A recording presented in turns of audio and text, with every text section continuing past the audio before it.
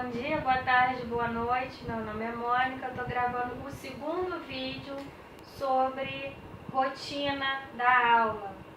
No primeiro vídeo nós falamos sobre quais os momentos da rotina, os momentos principais da rotina, que são o momento da roda, o momento da palavra e o momento da atividade. Nesse segundo vídeo nós vamos falar o objetivo e o formato de cada um desses momentos, tá? Começando que você tem que ter em mente que o momento principal da sua aula é o momento da palavra, tá? É o momento em que vai ser feita a exposição do texto bíblico. Então, os outros momentos da sua aula, como a roda e a atividade, elas têm que ajudar o momento da palavra. Elas têm que ter em mente que o momento da palavra, o que for falado, tá? O que for falado da Bíblia, ela vai ser o momento principal da sua aula. Então, os outros momentos eles vão apontar para esse momento. Vamos lá. Como é que os outros momentos vão ajudar o momento da palavra? O momento da roda é o momento em que você vai, como eu disse no outro vídeo, expor o conceito novo, o conceito difícil, tá? Aquele conceito que no momento da palavra, o teu texto bíblico, ele traz um conceito difícil ou um conceito que a criança não sabe direito o significado, ou você vê que cada criança entende aquele conceito de um jeito, então você vai no momento da roda esclarecer estabelecer o significado daquele conceito. Então você vai usar jogos, vídeos, fotos, alguma coisa que vai explorar aquele conceito, aquele vocabulário, para que, estando estabelecido nesse momento, todas as crianças já sabem que aquela palavra significa aquilo.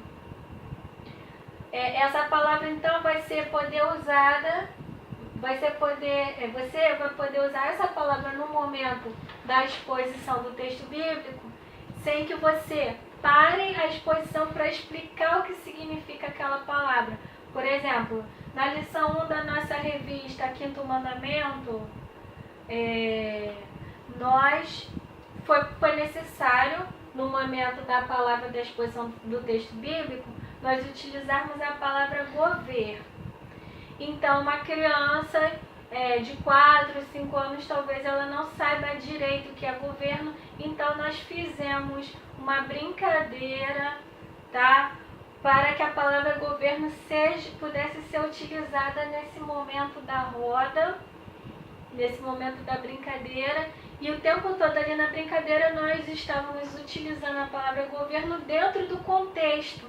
Não necessariamente nós paramos e explicamos para a criança. Governo significa isso. Não. Do ponto de vista linguístico, uma pessoa, ela aprende o significado de uma palavra se ela for utilizada num contexto várias vezes. Então, naqueles 10 minutos, 8 minutos que você tirou para brincar com a criança e colocou uma palavra dentro do contexto, a criança já é capaz de absorver o significado daquela palavra. Então, nós usamos muito a brincadeira, os jogos, a conversa para poder introduzir o conceito. Então, isso significa que o formato da roda de conversa é um formato livre. Se for uma conversa, você pode sentar as crianças em círculo, né? É o formato que nós indicamos para esse momento, tá? Se for uma brincadeira, é claro, a criança vai estar livre se movimentando pela sala. Mas se for um vídeo, se for um jogo, um joguinho, fotos ou simplesmente a conversação, você vai sentar com as crianças em formato de círculo, tá?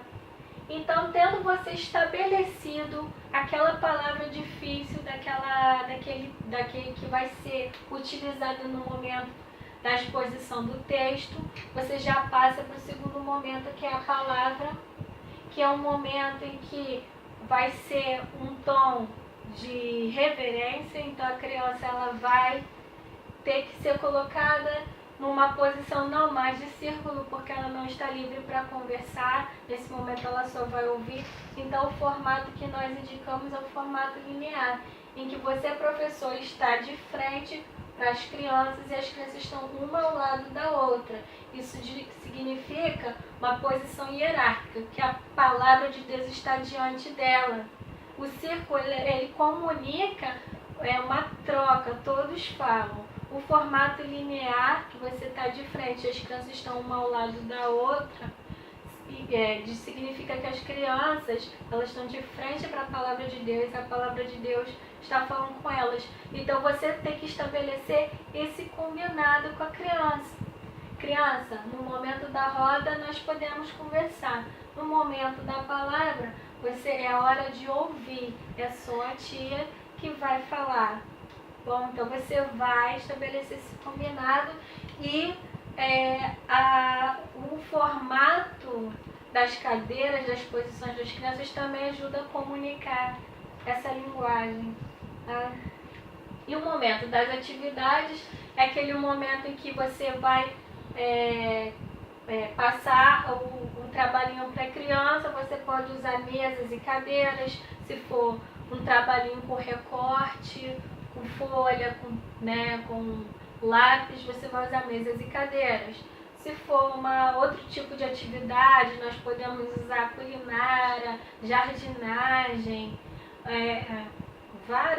massinha, artesanato, vários outros formatos aí, então vai ser mais livre esse momento, tá? É um momento de reflexão em que tudo que foi ensinado, a criança vai poder refletir sobre os atos dela, vai poder aprender a fazer escolhas, selecionar o que é certo e errado, enfim, aí dependendo da proposta da lição, que a atividade que tiver proposta, você vai escolher o melhor formato para a sua atividade. Tá? Lembrando que, voltando aqui ao momento da palavra, que o objetivo é expor o texto bíblico, sempre lembrando que o Evangelho ele é o principal em nossas vidas, é o principal ensino que a criança tem que ter. Então, se a revista que nós estamos trabalhando é o Quinto Mandamento, né, que é honrar pai e mãe, então uma revista sobre a lei, né, sobre o mandamento. Só que você ensinar só a lei